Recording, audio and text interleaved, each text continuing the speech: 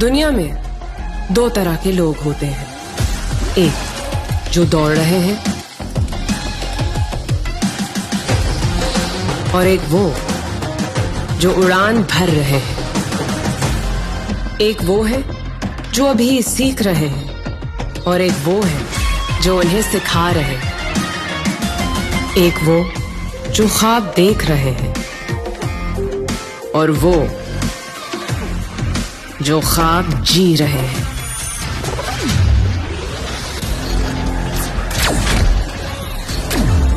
एक वो है जो मुकाबला करना चाहते हैं और एक वो है जिनका कोई मुकाबला ही नहीं। जिनके पास सुपर 4G है, उनकी सुपर हर बात है, क्योंकि जैसा आपका डेटा वैसे ही आप है। सुपर नहीं तो 4G नहीं।